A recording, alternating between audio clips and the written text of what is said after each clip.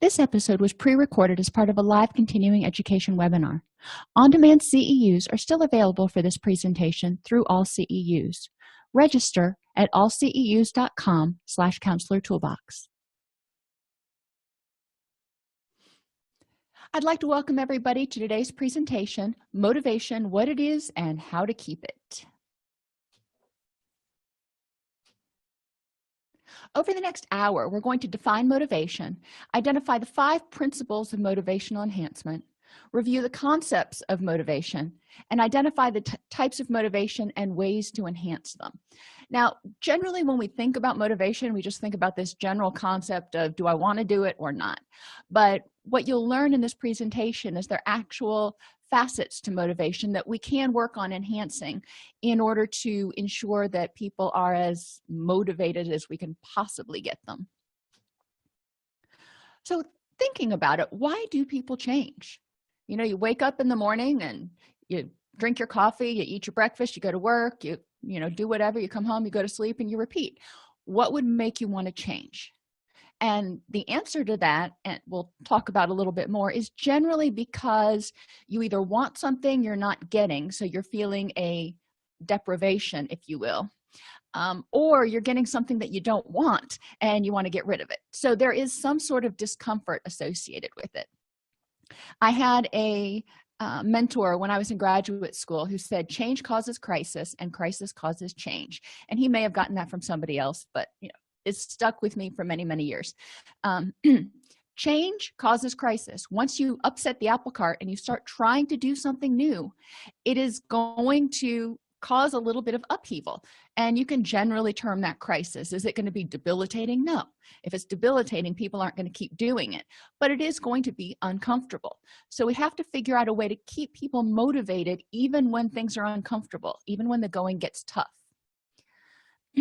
And crisis causes change. The other half of that, we know that when people feel some sort of a crisis, feel some sort of discomfort, they want to make it stop. So they're motivated at that point to change, which leads you into what is motivation. It's the desire to change. And there are a lot of different types of motivators that we'll look at. Can individuals' motivation to change their behavior be modified?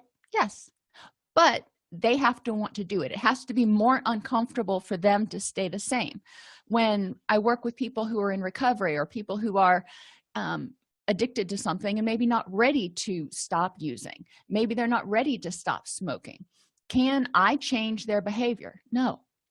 I can put a lot of things in their way, little obstacles. I can make it more unpleasant for them to stay the same.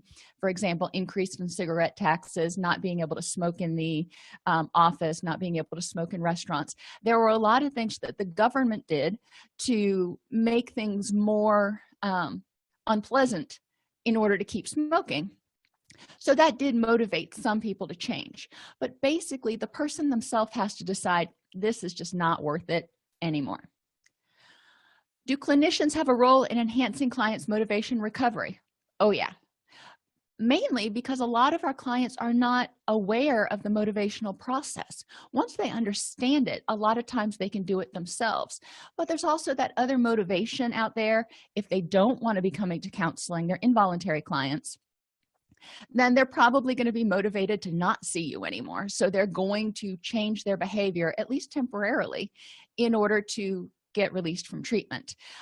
The other thing that we're looking at is even people who want to change their behavior. When they come to see you, they have to shell out money. And a lot of people don't like to part with their money. It's uncomfortable. So they're motivated to get better or make the change quicker. And that doesn't even begin to touch on the reasons that they're uncomfortable and the reasons they're wanting to make the change. So there's a lot of stuff here. Motivation is a combination of desire, willingness, and ability to do something. You got to want to. But even if you want to, like I can sit in the living room and I can look outside at my garden and I can go, I would really like to get started on my garden. But I may not be willing to get off the couch. Or I may not have the ability to do so because, at least in Tennessee, the ground is still not ready to be worked for the spring. So desire, willingness, and ability. We've got to make sure we're taking into account all 3. Effectively enhancing motivation requires empathy and understanding. And if you're trying to motivate yourself or someone else, you have to have empathy and understanding. Why is it that I want to do this? And why is it that I don't want to? What are the reasons that I might be hemming and hawing and not just like jump into it? Understanding that and working with what you've got. Identifying discrepancies between your desired situation and your current situation. So, if you want to, I want to have a beautiful garden in the summer. Well, that's great. The ground hasn't even been worked yet. So I can't even begin to start planting. And there's a whole process in getting a garden to grow and produce food and all that kind of stuff. So there's a discrepancy between what I've got and where I want to be. When we're talking about people who are engaging in unhealthy behaviors, what is it? Where is it that you see your life in a year or 2 years or 5 years? Or what is it that you pride yourself on? And pointing out how, they may not be able to be as available to their kids if they keep smoking and they develop emphysema, or, pointing out some of the facts that may be there. Now, we're not going to go off to the extreme and say, you're going to get cancer and you're going to die. That's a possibility. But we've got to look at probabilities, because as soon as you start making mountains out of molehills and they go and they find out, well, the chances of this happening are like 3%, no worries. Then you lose some credibility. So we want to make sure that we present information that's factual, that's credible, but it also highlights the difference between what they're doing and where they want to be. Overcoming resistance to change means more rewarding behaviors or fears about change. So resistance, and I don't like this word, and thankfully we've really stopped using it over the past few years, means that somebody's choosing more rewarding behaviors. If they are choosing to use instead of stay clean, then using is more rewarding, and we need to figure out why. What is it that makes using more rewarding? And generally it comes down to it's helping them escape the pain from the depression and the anxiety and yada yada yada. But why is it they choose this? Because it looks awful. I mean, they're stressed out, they're homeless, they're this, they're that, or whatever the case may be. But generally when people are in active addiction, it looks to an outsider very painful. But we've got to understand that being clean and change in and of itself is even more terrifying and more painful. And going with those fears about change, anytime you take on something new, there's a bunch of ambiguity. So you don't know if you can do it. And if you've tried before and you failed, then you already have a couple strikes against you and you're going, well, it hasn't worked before. What's the likelihood of success? All of these fears can add up to go, you've tried 3 times, you've relapsed 3 times, just never mind.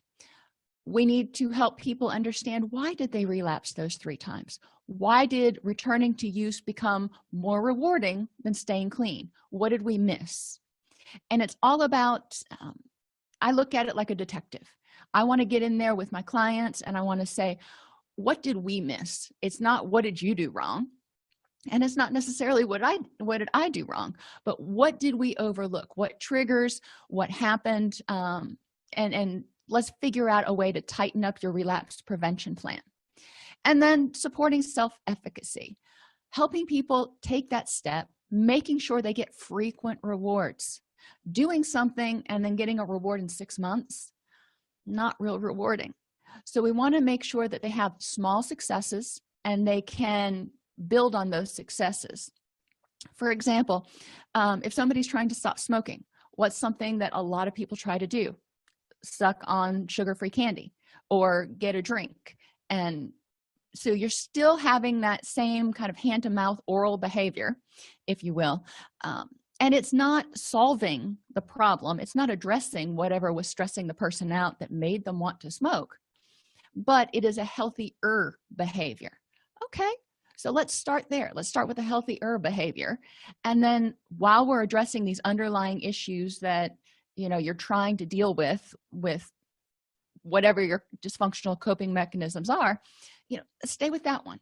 And then once you start feeling less stressed, then maybe we can start looking for alternate less similar behaviors to replace it. Change involves recognizing that something needs to be done. You know, my garden needs to be planted, the house needs to be cleaned, something needs to be done.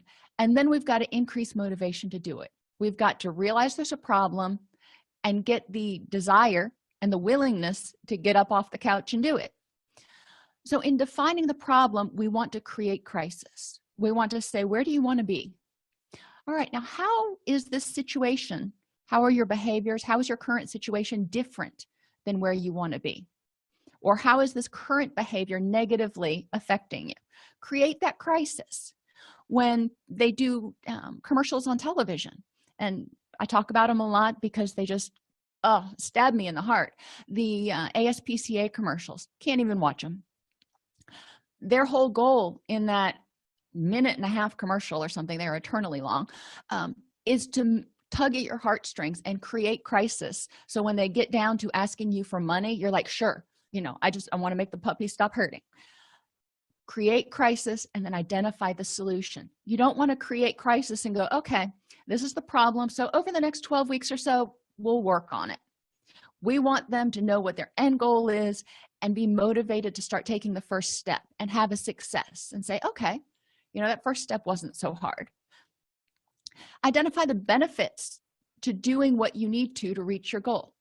If you want to, we'll stick with the smoking analogy or example right now. If you want to stop smoking, you know, eventually you need to be out here, and there are a lot of different ways to stop smoking. You can do it cold turkey, you can wean off. We're going to say this person decided to go cold turkey.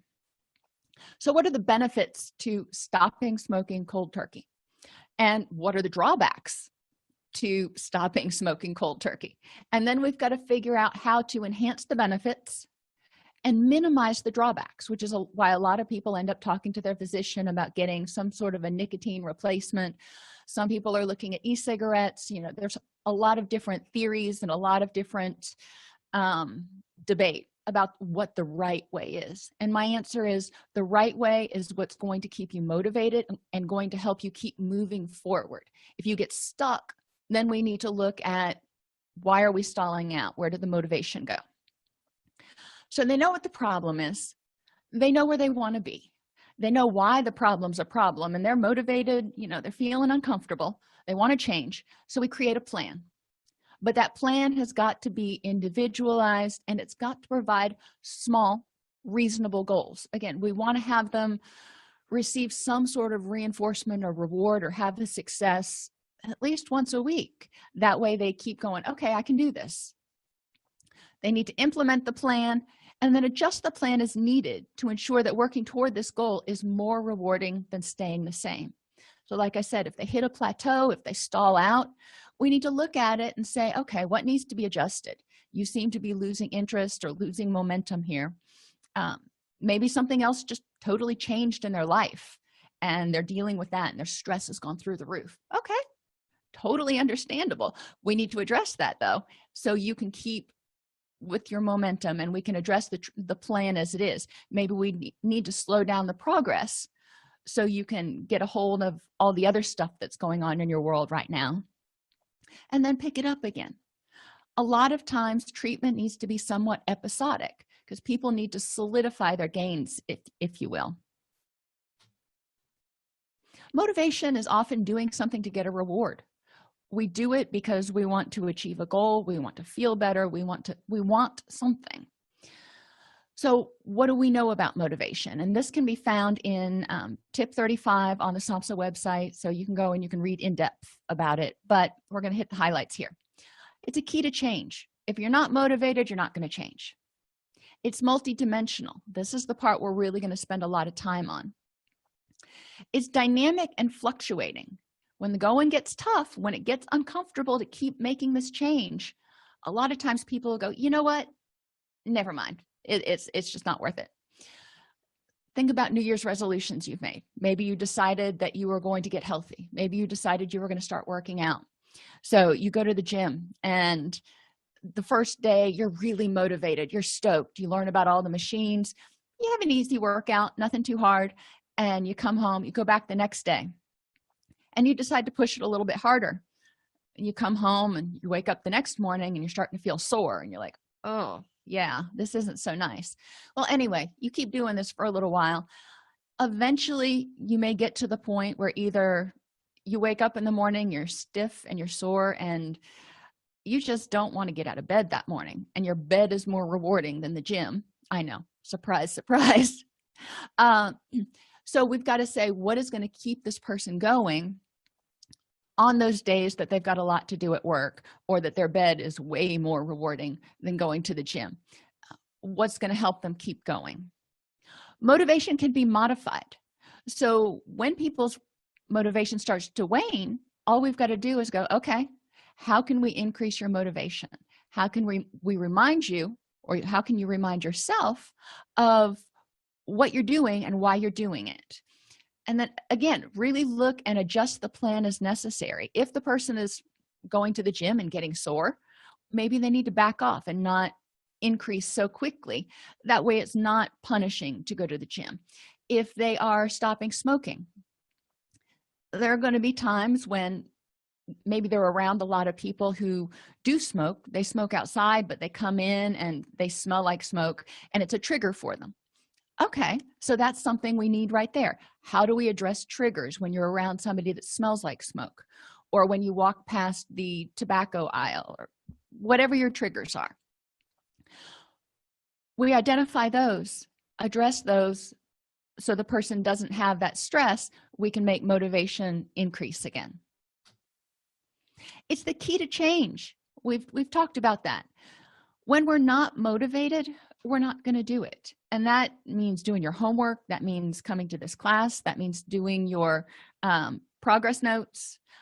Anything you do, you've got to be motivated. Even fun things like going to sleep, or cooking dinner, or whatever it is that you really like to do, you have to be motivated. But if you like it, you're motivated. That's your motivator. It's rewarding, it's reinforcing, it's fun. Resistance is often a lack of a motivation for the new behavior, or more motivation for the old behavior. So we've got to say, what is more rewarding, about the person who wants to stop smoking? What does smoking do for you? What were the benefits to it? And how can we achieve those benefits without smoking? How can we help you figure out how to deal with stress? How can we help you figure out how to break those habits? Because sometimes you smoke just out of habit. You wake up. My mother was a chain smoker the entire time I was growing up. She would wake up in the morning, and before she even had her first cup of coffee, she was smoking her first cigarette. Whether she was that stressed that early in the morning, I don't know, but I think a lot of times it was just more habit. Wake up, turn off the alarm, light up. We need to help people figure out how to address those. One of the first steps in developing motivation for change is to create a crisis. So help them identify, what are the problems with the current situation? You want to stop smoking. Okay. You don't want to have to go out and smoke outside when it's cold and rainy. And okay, that's one. You want to save money because it's getting expensive to smoke. You want to be healthier. Great. You want to be around for your kids. Great. You are finding it more difficult to breathe since you've been smoking so much. Okay, those are all reasonable problems. So in what ways will the change be worth the effort? What are you going to get out of this? Because stopping smoking is hard. So I want to know, aside from being there for your kids, which is a motivator, don't get me wrong, but what else makes the change worth the effort in the short term to get you through today or this week, so you're not going, you know what, I can have a little slip here. And motivation is multidimensional, and this is one of my favorite parts. Emotional motivation, whatever you're doing makes the person happy, or they make themselves happy by doing it. So if you're stopping smoking, how can the person feel happy about doing that? They may need to find rewards to put in. If they get through an entire day without smoking, what could they do at the end of the day to make themselves happy? Because stopping smoking itself is not necessarily happy. What could they do instead when they're stressed that they might enjoy besides smoking? And my fallback is always cat videos on YouTube, but whatever works for a certain person. Mentally, help them really ferret out what the logical choice is based on their goals. Is this the logical choice, and how is it the logical choice? How does it make sense that this is what they need to do? So emotional is it's what they want to do, either for the reward itself or because they're going to get a reward for making it through the day. Physical motivations, it improves your physical health, it may reduce pain, it may increase energy. What are the physical motivations for doing this? In what ways is it going to help you feel better in your body? Socially, social motivations look at will this improve relationships with yourself or others. And I emphasize with yourself because a lot of times we overlook that. We say, how is it going to help you in your relationships? And we sort of hint or indicate that relationships with others. But we're also talking about our relationship with ourselves, doing things for ourselves in order to make ourselves healthier, happier, yada, yada, yada. And in order to help you embody what you envision as your self-esteem. Social motivation could also come in the form of eliciting positive feedback, again, from self and others. You got to pat yourself on the back and go, you know what? Today was a really crappy day, but I didn't light up. I thought about it, but I didn't do it. Have other people around you that are willing to provide positive feedback when you have a good day or a good week or achieve a goal. Get a buddy. One of the best ways to maintain motivation is if you're both doing it together. So maybe the two of you are stopping smoking together, so you can give each other positive feedback, support, and reinforcement. And then environmental motivation, anything that makes the environment more comfortable. If you stop smoking, what will be better about your environment? Back to my mother, it was the time when everybody smoked, but there was always nicotine on the walls and nicotine in the drapes, and there was always kind of a nicotine smell. And when she quit smoking, that all went away, so you didn't have to wash the walls as much and wash the drapes as much. So that helps in the environment. What else might stopping smoking change about the environment? Well, hey, you don't have to get up from the meal or leave work 4 times during the day to go out and smoke. You can go out to lunch with your friends instead of having to grab lunch so you can eat in your car and smoke. There are a lot of different motivators.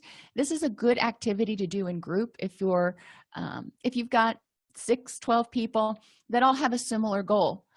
Put each type of motivation on a flip chart page, tape it around the room, break them into groups, and have them identify what they see as the emotional motivations: mental, physical, social, environmental. You see what I mean? And then you'll have a whole list, and people can go through each one and go, yeah, I hadn't even thought about that benefit. It helps, gets people stoked, and reminds them of all the various, even sort of tangential reasons they're doing this. Interventions, creating the crisis. If you have someone who is in pre-contemplation or contemplation, they're not quite ready yet to make the change, we need to kind of create a crisis. So we want to examine the ways that the mood issue or addictive behaviors are impacting each area of wellness. And so we want to look at how is this problem that you're presenting with impacting you emotionally? How is it making you sad, angry, stressed, depressed, guilty, any of those dysphoric emotions? How is it impacting you cognitively? Is it stressing you out? Are you thinking about it a lot? Are you worrying about it? Are you whatever? Physically, how is it impacting you? Socially and environmentally. We want to recognize that each negative impact is likely the result of energy shortages. So when somebody is smoking and they decide, I really want to stop smoking, so we want to say, why do you want to stop smoking? What is motivating you to stop smoking? And they may say, I'm worried that I'm going to get cancer, or I'm not going to be there for my kids. So worry is down here. So they're spending a lot of energy on worry.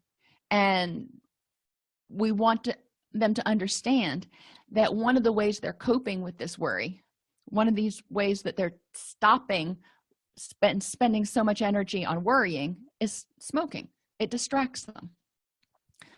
Identify individualized interventions. Identify ways to reduce stress and improve each area of wellness.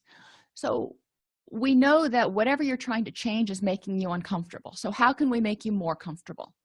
Reduce stress, make you more uncomfortable, whatever, more comfortable, however you want to put it. And then on top of that, instead of just focusing on this one issue, like stopping smoking, let's look at all these other areas that will help you be healthy in your mind and body. So emotionally, what can you do to be happy each day? Because you know what?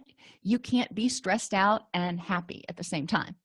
So even if it's for 10 minutes, it may not be forever, but even if it's for 10 minutes, what can you do? What can you do to help yourself stay focused, think better, improve your memory? That's usually not a big motivator for people, but you know, you can look at it. Physically, what can you do to improve your health? And I'm going to go back to looking at those vulnerabilities: sleep, nutrition, and pain.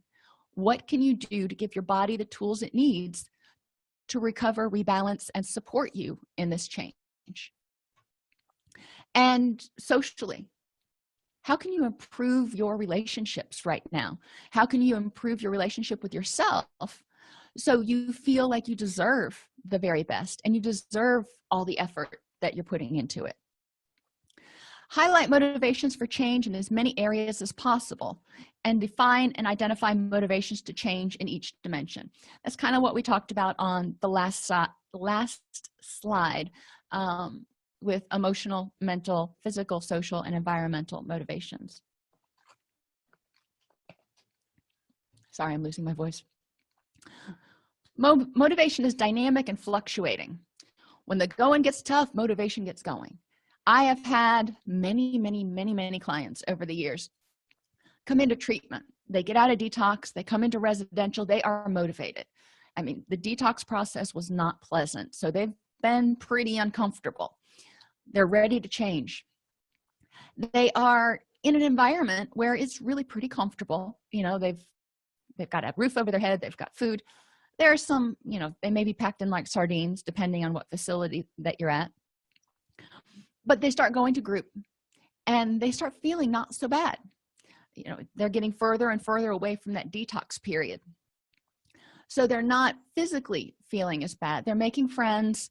There's not a whole lot of stress going on. So they forget about all the stuff that's out there, not in the treatment center. And then you hit a hot button. It starts getting uncomfortable. You start hitting some of their issues and they're like, you know what? I feel pretty good. I think I've got this licked. I'm out of here.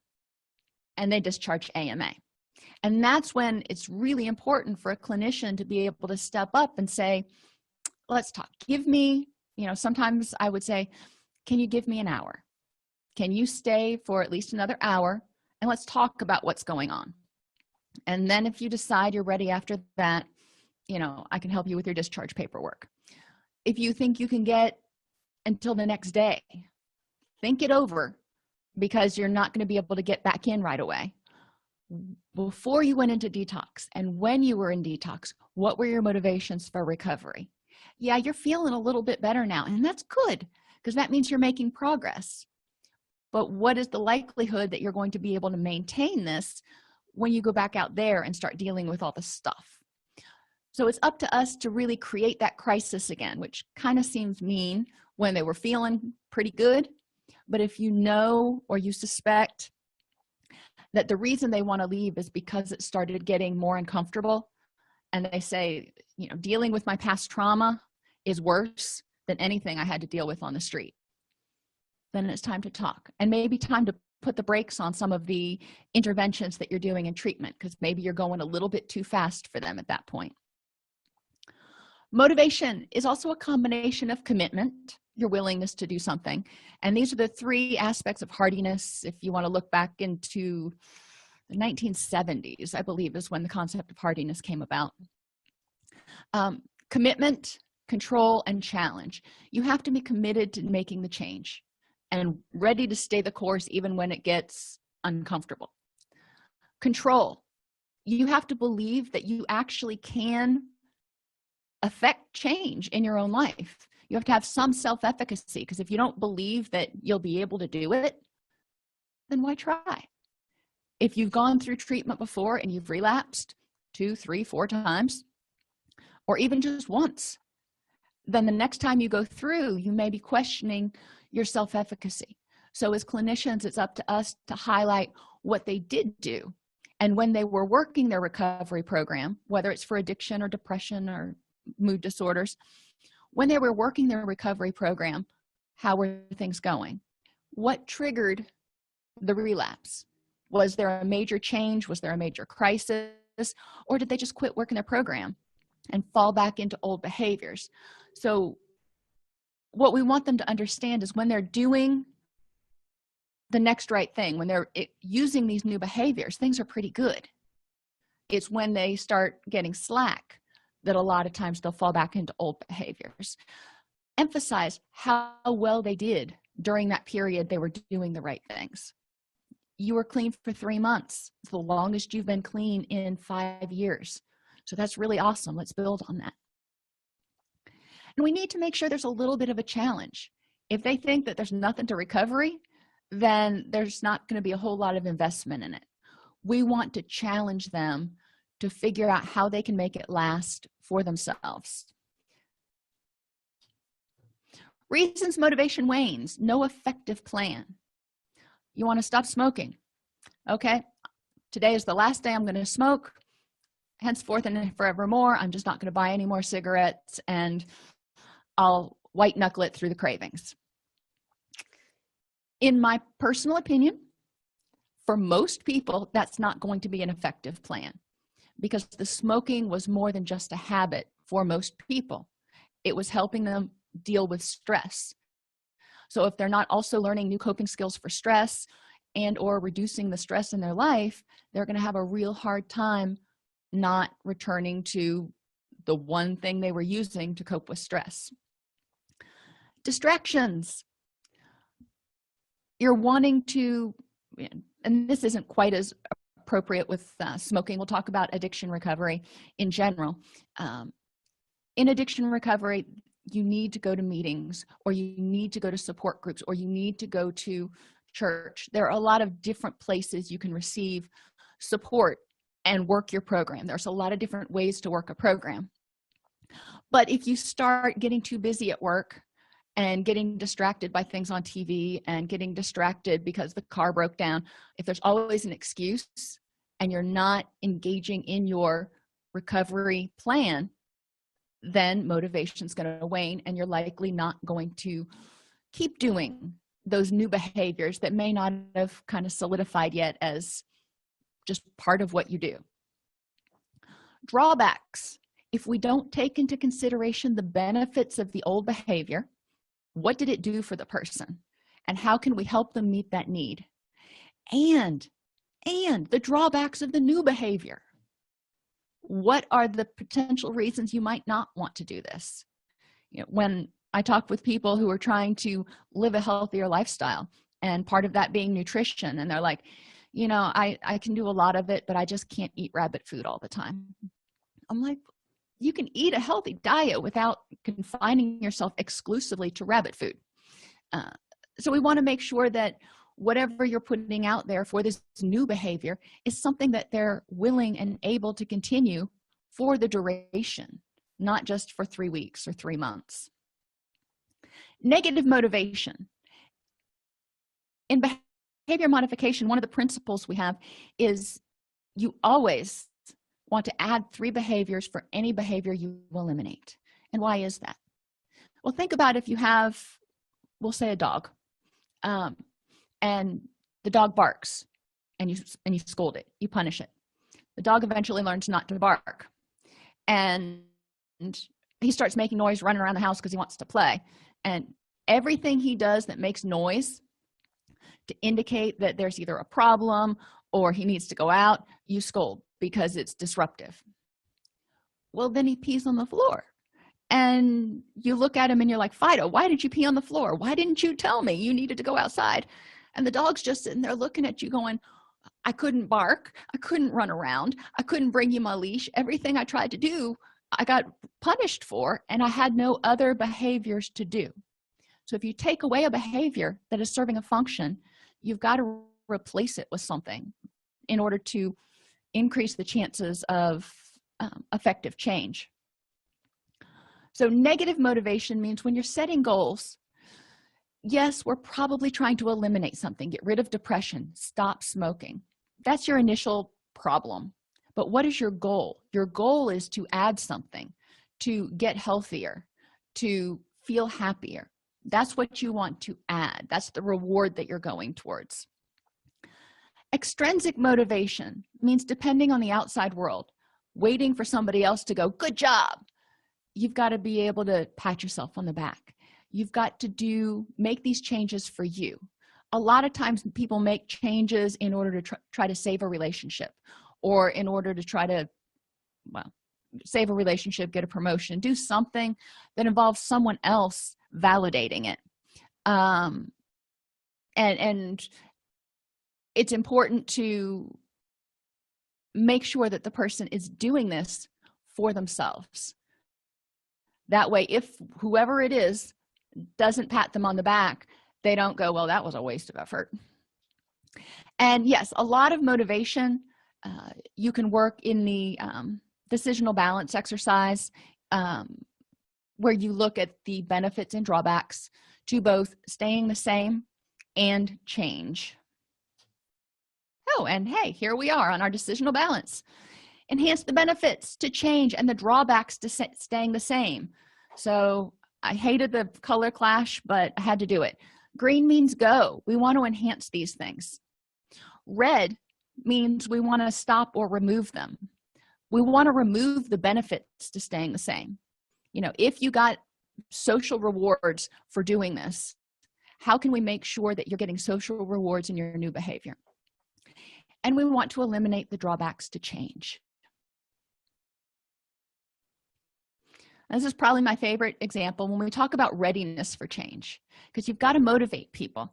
And my first supervisor, when I was doing my practicum, I talked to him one day because I was getting really frustrated that our clients were coming back. They were relapsing. And his point to me was, and it's another one that stuck with me, if somebody's been doing something for 5, 10, 20 years, and they come into treatment for 28 days, if you can move them from one stage of readiness for change to the next, you have done more than your job. You have done a great job. You're not going to get them from pre-contemplation all the way to maintenance in 28 days. So start with where they are and look for small episodes of care. You have to be motivated to move forward. And when someone is in pre-contemplation, they're not motivated because they don't see a problem, or they do and they're not ready. There are 3 types of pre-contemplators. These are the people that go, you know what? I'm okay. Staying the same is better than whatever this change is you're offering me. Reluctant pre-contemplators often don't have the information they need to understand that this is a problem. So we want to increase their knowledge or awareness about the problem and the personal impact it's having on the problem. Rebellious pre-contemplators, they fear that somebody's trying to force them into treatment or make them do something, and they fear loss of control. So we want to take that and go, you know what? It's okay. With my clients who are on felony parole, we would do this group, and none of them wanted to be there. They were all pre-contemplative, and that was okay. So instead of lecturing on drug addiction and pharmacology every night, I would turn it around and I'd go, what is it that you want to get out of this 10 weeks that you're stuck with me? Now, the state's paying for it, so you might as well benefit. What is it that you want to get from it? So shift the energy from fear of losing to control to what can I get out of it? because most of the time the goals are going to be overlapping. They're not mutually exclusive. So if they want to get off probation and not have to deal with their PO anymore, not have to deal with you anymore, that's great, but that means they've got to stay clean. My goal is for them to stay clean, but by helping them work on their goal, I also achieve my goal. Resigned pre-contemplators have tried before and they failed, so they feel like it's hopeless, and we want to rekindle that hope and optimism by highlighting their successes, strengths, and supports. Okay, you relapsed, but you were clean for a month. You were not depressed for 6 months before this episode came along again. So that's good. And each time that you recover from a depressive episode, you stay happy or not depressed, depending on how the person presents it, for a little bit longer. Let's look at how you're doing that, and let's build on that. For the person, again, going back to smoking, maybe you've tried and failed before, and you've tried and failed before. Let's look at what caused those failures and tighten that up. We're just learning about you as an individual and what you need in order to recover. Now, I use the analogy of a pool. Pre-contemplators, it is 95 degrees in the shade. You are hot, but you're looking at the pool going, it is really cold in there. Pre-contemplators either have tried to get in the pool before and it's been uncomfortable and they're like, no, I don't do pools. Or maybe they don't even realize how hot they are yet. They're sitting there and they're like, no, I'm fine. It's not really a problem yet. Contemplators, it's getting a little hot, but I'm still okay. You know, they're fanning themselves, they're putting their lemonade up to their face, but they're not ready to get in that cold pool because they know it's going to be uncomfortable for a little bit. As clinicians, we can address the ambivalence by tipping the decisional balance scales. Have them do one of those decisional balance exercises. We want to address their anxiety about change. What are you afraid of with change? Are you afraid of failing? Are you afraid of losing friends? What are your anxieties and apprehensions? And also their grief. Letting go of something, not being able to smoke anymore, there could be some grief in it. So let's talk about, what does it mean to you to not be a smoker anymore, or to not be able to turn to cigarettes when you get stressed? Help them visualize change. Help them see what it's going to be like when they start reaching their goal, when they start changing. So you can do this through either just talking about it, through what's the word I'm looking for, collages. There are a lot of different ways to help them visualize change. If they've had clean times in the past, or happy times, or not asymptomatic times, what did life look like? How was it awesome? Help them remember that. That's where they want to be. So they're getting that, and they're like, okay, yeah, I'd really like to be back there again. So they move into preparation. They realize they've got to do something. It's getting too hot, and they've got to do something. So they stick their toe in. They start trying to think about change, what they might do, what they might need to do differently. They're not into making action yet. They're still in the thinking stage. In terms of the pool, they're sticking their toe in to see how it feels, and then they're going to make a decision. If it's too uncomfortable on their toe, then they may not be ready yet. Increase self-efficacy by increasing that commitment, control, and challenge. What is one thing that you can control that you want to change? Let's start working on that. It may not have anything to do with this other problem over here. Let's start working on that. Generally, we find that positive changes in any one area have reciprocal positive changes on whatever other issue is over here. Encourage the person to begin learning about the issues. If it's depression, learn about what causes it and what interventions are out there. Addiction, smoking, whatever their issue is, point them in the right directions so they're not just drowning in a sea of Google. Identify motivations in each area and create small successes for components of the goal. If somebody's dealing with depression, maybe they are not sleeping well, they're not eating well, and they're having difficulty concentrating, and they have no energy. Okay, that's 4 different components of that goal to be happy or to not be depressed. Well, we want to address all 4 of those. So where do you want to start? You want to start with sleep, nutrition, energy, foggy headedness, and then create the goal from there. Clarify goals and strategies by identifying and addressing barriers to change. What has tripped you up in the past? What might trip you up in the future? Or is there something coming up that you know is going to cause you a problem? I'm based just out of Nashville, and some of the clients that I work with are musicians, and they tour. And so I'll have clients come in and they're like, well, I've got 7 weeks and then I'm going to be overseas for the next 3 months. Okay, you're ready to change. I want to keep your momentum going. So let's see what we can do in the time that you're here. Now, what are we going to do when you're overseas? How are we going to handle that barrier to change? And there are ways. There's Skype, there's email, there's a variety of different things they can get. If they're working on addiction, there are online meetings that they can go to. There are a variety of things, but you need to plan them out. Highlight strengths and past successful strategies. Garner social support.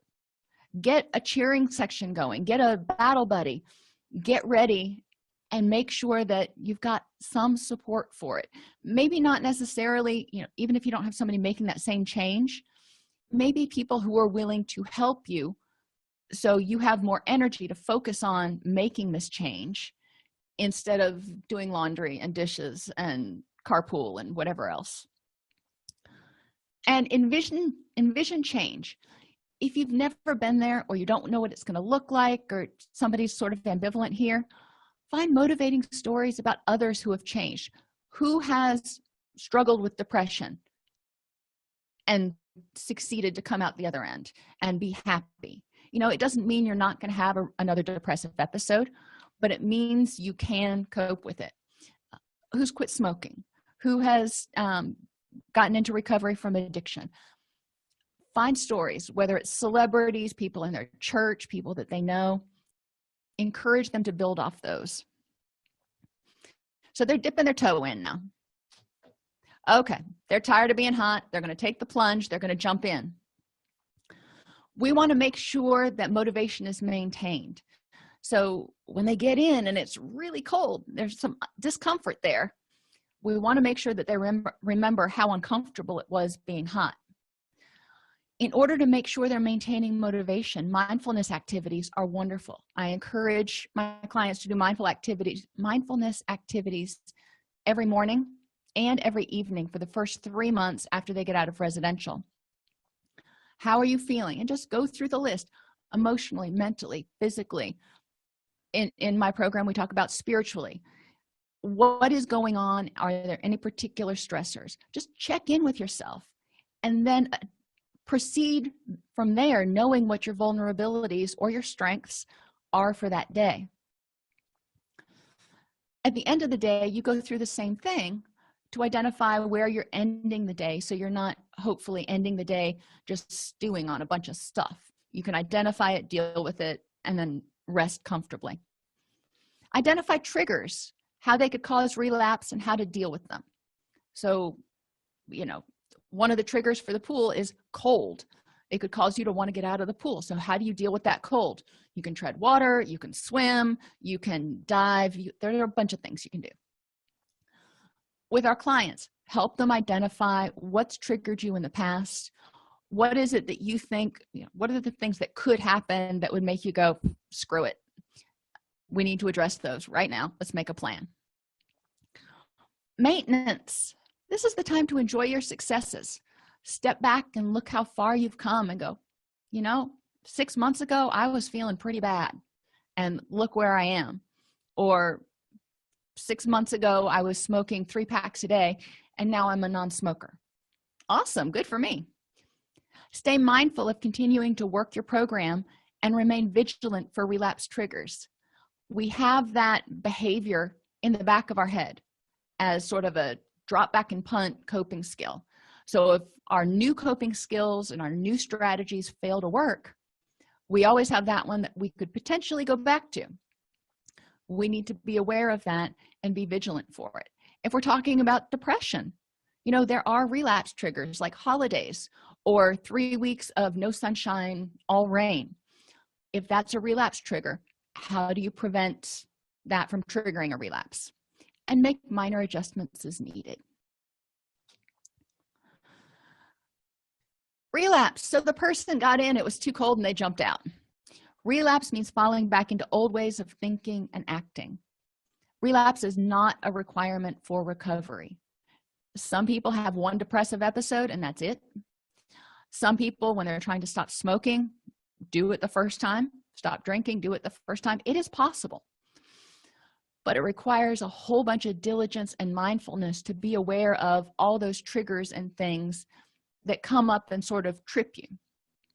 I'm a trail runner, and when I'm out running, I'm always having to look for roots and things, and I'm not the most graceful thing in the world. It never fails. At the end of the run, I'm always trying to beat my partner because I'm a little competitive, and I will start running, and I'm tired, and I'm not paying attention, and I'm trying to go fast and really just push through to the end. And eight out of 10 times I trip over a tree root and I fall and just bust my butt. So this is sort of something that people need to be aware of with recovery. They need to pay attention when they're getting tired, be aware of vulnerabilities, not try to rush through, and be cognizant of what's going on so they can adjust. They can dodge those tree roots and not trip and relapse. The earlier you catch a relapse, the better. So if they do use, okay, you used. What caused you to use? Let's look at what happened and how can we prevent it from happening again. We found that shaming people does no good. They've already shamed themselves.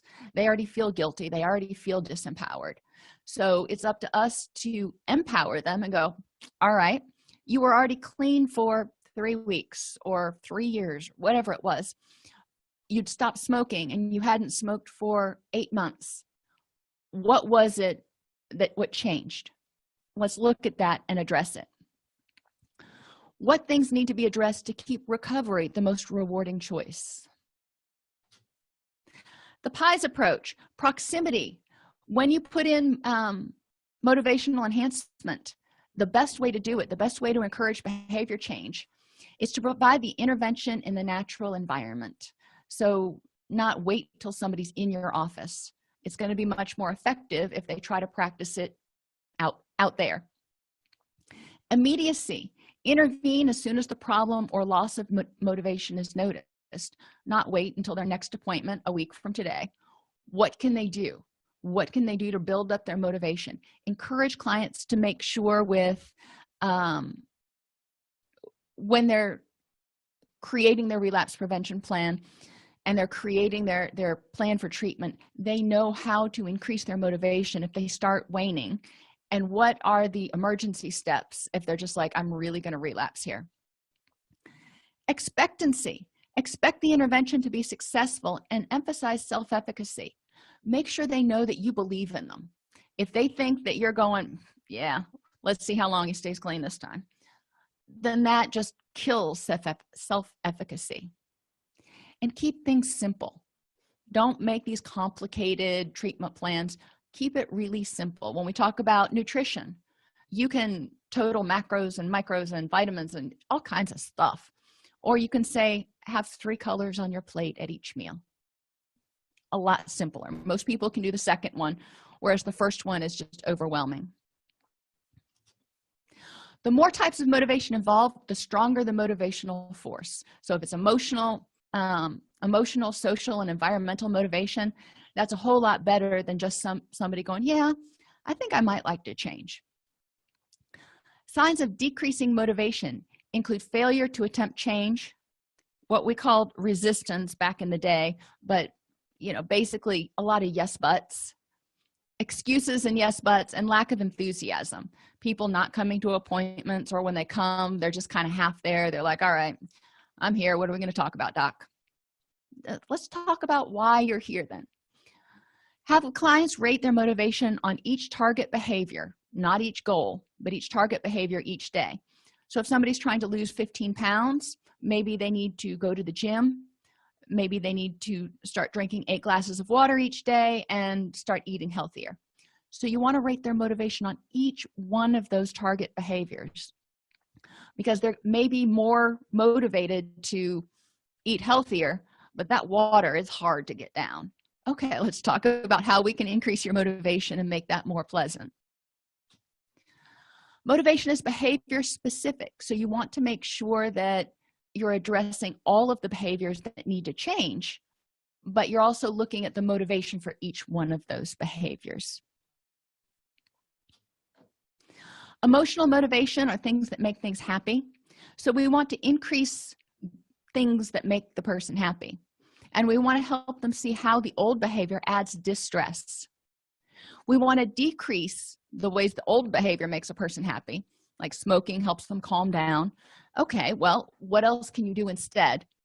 And we want to decrease the ways the new behavior adds distress. This particular emotional motivation is more powerful with people who have more of a feeling temperament. Mental motivation, things that people see as logical. So if you've got somebody who tends to be more logic oriented, this will help increase their motivation.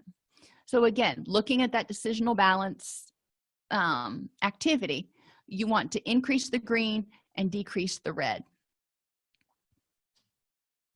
Social motivation increases the person's self-esteem and self-acceptance, as well as social approval and acceptance from those people that are important to them. So we want to identify all of the reasons that this new behavior will increase their self-acceptance and self-approval.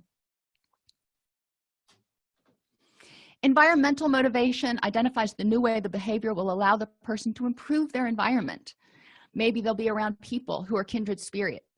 Maybe they will get to go on vacation. It'll allow them to, do that, or move to a different house, change their environment. Or maybe it'll allow them to get things that they want.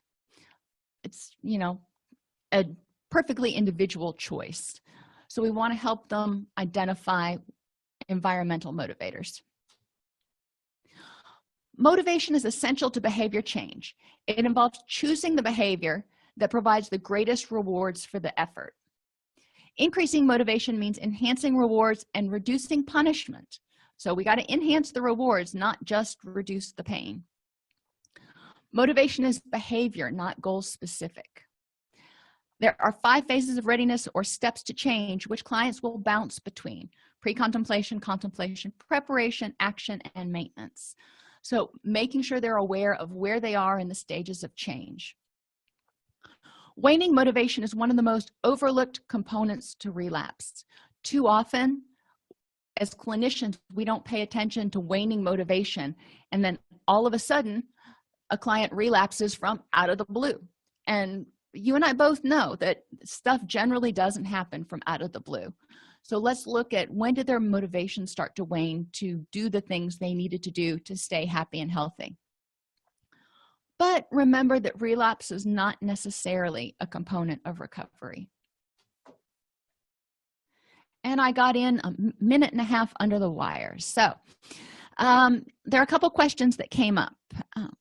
If you're working with a family for family therapy with a parent and child, the child is in the action stage and the parent is in reluctant pre-contemplation stage, how do you proceed? Well, the first thing I would say is, looking at who's the identified patient in that particular case, and what is it that the family, what goal does the family hope to achieve? If the child's in action, I want to support that motivation for change. So anything that I can give the child to do to start feeling happier and, whatever, solving this problem is going to be good. So maybe, thinking of addicted families that I've worked with, the child really wants this addiction problem to go away that's in the household. And the parent is the one who is the identified patient and addicted. they're not quite ready to change yet. So how do we help the child? Well, the child can't change the parent, and that's the first thing that I would stay with that in this particular scenario. But help them look at what is it that they expect to get out of the addiction going away from the family, and how can I help you achieve that now? And then work with the parent, the addicted parent, the identified patient, whatever we want to call them, on increasing motivation. If they're reluctant, helping them identify ways that they might help Junior, because they're probably there to help Junior. And so if stopping using is one of those, then that may come up eventually. But this will help give them some control back. What are some of your goals? What are some of the things that you want to see happen? Most likely it will overlap with the family goals and hopefully the child's goals.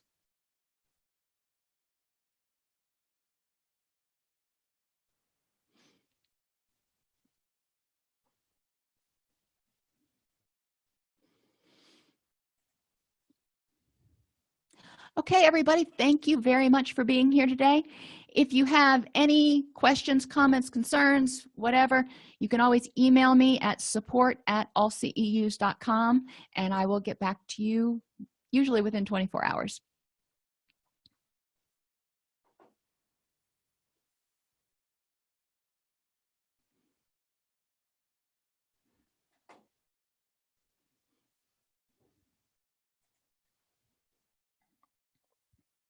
If you enjoy this podcast, please like and subscribe either in your podcast player or on YouTube. You can attend and participate in our live webinars with Dr. Snipes by subscribing at allceus.com/counselor toolbox. This episode has been brought to you in part by allceus.com, providing 24/7 multimedia continuing education and pre-certification training to counselors, therapists, and nurses since 2006. Use coupon code Counselor Toolbox to get a 20% discount off your order this month.